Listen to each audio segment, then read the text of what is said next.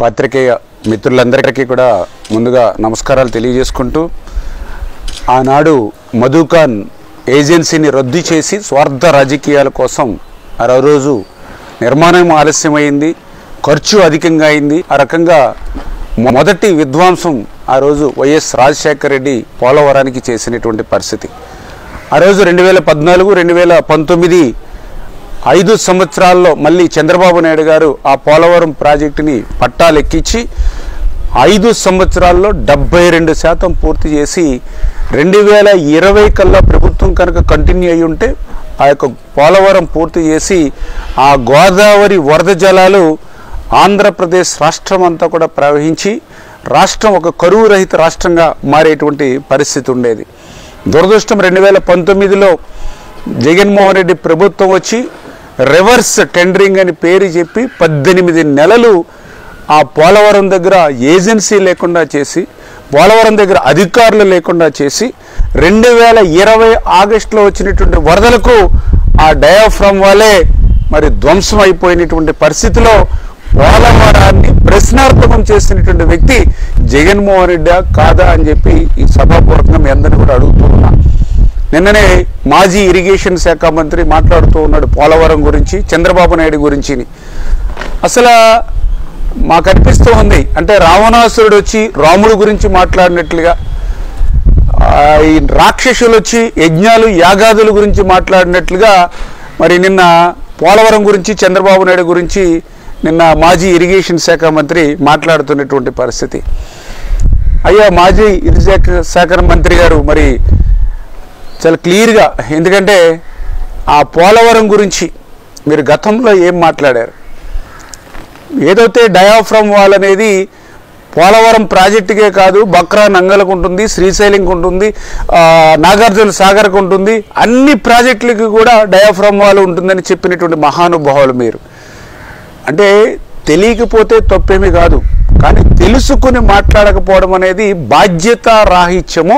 అంటే పోలవరం మీద ఆ మాత్రం కూడా సమయం పెట్టేటువంటి పరిస్థితి లేనిటువంటి వ్యక్తికి ఈరోజు మీరు పోలవరం గురించి మాట్లాడడం. ఆ రోజు ఏం మాట్లాడారు మీరు? పోలవరం నాకే అర్థం కాలేదు, ఇంకా ఎవ్వరికీ అర్థం కాదు, పోలవరం ఎప్పటికీ పూర్తవుతుందో చెప్పలేమని చెప్పినటువంటి వ్యక్తులు మాజీ ఇరిగేషన్ శాఖ మంత్రి మీరే కదా ఆ రోజు మీరు చెప్పింది. మరి సాక్షాత్తు మీ ముఖ్యమంత్రి గారు ఏం మాట్లాడారు నిన్న అసెంబ్లీలో? 2020 జూన్ అన్నారు, 2020 డిసెంబర్ అన్నారు, మళ్ళీ 2021 మళ్ళీ జూన్ అన్నారు, మళ్ళీ 2021 డిసెంబర్ అన్నారు. అంటే ఇట్లా పదే సాక్షాత్తు శాసనసభలో ఆ పోలవరం పూర్తి చేస్తామని తేదీలు చెప్పింది మరి ఆ రోజు మీ ముఖ్యమంత్రి గారే కదా. అంటే 2020 ఆగస్టులో వచ్చినటువంటి వరదలకు డయాఫ్రమ్ వాల్ పోయినటువంటి స్థితిలో కూడా అసెంబ్లీ సాక్షిగా 21, 22 పూర్తి చేస్తామని ఎట్లా మీరు చెప్పగలిగారు? అంటే డయాఫ్రమ్ వాల్ ఉందో లేదో కూడా తెలియనటువంటి పరిస్థితిలో ఆ రోజు మీ ప్రభుత్వం ఉన్నందుకు సిగ్గుపడట్లేదా అని చెప్పి అడుగుతున్నటువంటి స్థితి. మరి ఏదైతే ఇవాళ పోలవరం గురించి మీరు మాట్లాడుతూ ఉన్నారు, ఏంటి మీ 5 సంవత్సరాల్లో పోలవరానికి మీరు చేసినటువంటి నిర్వాహకం ఏంటి? ఒక్కసారి గుర్తు చేసుకుని చెప్పండి. ఈ 5 సంవత్సరాల్లో ఏం జరిగిందంటే మరి 440 కోట్ల రూపాయలు 18 నెలలు కష్టపడి నిర్మాణం చేసినటువంటి diaphragm wall ధ్వంసమైంది.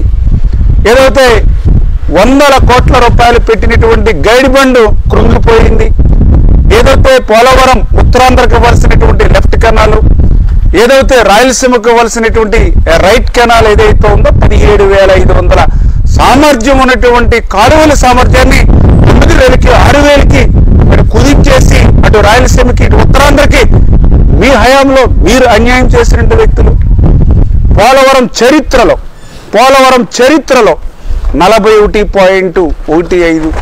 45.72 first face, second face ఎవరు తీసుకొచ్చారు? 2019 ఎన్నికలకు ముందు అసలు ఈ ఫేజ్ 1 అని, ఫేజ్ 2 అని కానీ 41 కానీ 45 కానీ ఎక్కడైనా ఉందా? అంటే ఈ రకంగా మీ హయాంలో మీరు చేసిన 5 సంవత్సరాల నిర్వాహకం ఏదైతే ఆ రోజు మరి 2020 ఆగస్టులో వచ్చినటువంటి వరదలకి మరి ఏదైతే డయాఫ్రమ్ వాళ్ళు నష్టపోవడమే కాదు, ఏదైతే ఆ యొక్క నీరు సుడులు తిరిగి 50 నుంచి 100 అడుగులు ఏదైతే ఆ యొక్క డయాఫ్రమ్ వాల్కు ముందున్నటువంటి శాండ్ని అంతా కూడా మరి లేపేసి అగాధాలు పెట్టడమే కాకుండా అక్కడ గ్యాప్ 1లో నేచురల్గా ఉన్నటువంటి 250 మీటర్ల బండ్ కూడా 150 మీటర్లు మీ నిర్వాకానికి కొట్టుకుపోయినటువంటి పరిస్థితి. మీ 5 సంవత్సరాల్లో నిర్వాసితులకి ఆ రోజు పాదయాత్రలో 10 లక్షల రూపాయలు ఇస్తానని 10 రూపాయలు కూడా నిర్వాసులకి తిరిగి అందినటువంటి స్థితి మీ 5 సంవత్సరాల్లో లేనిటువంటి పరిస్థితి. ఏదైతే మీ 5 సంవత్సరాల నిర్వాహకం ఫలితంగా ఈవేళ పోలవరం ప్రాజెక్టుకి ఈవేళ 5,000 కోట్ల రూపాయలు అదనంగా 50,000 కోట్ల రూపాయలు మరి ఈవేళ ఏదైతే నష్టం జరిగినటువంటి పరిస్థితి దుస్థితి.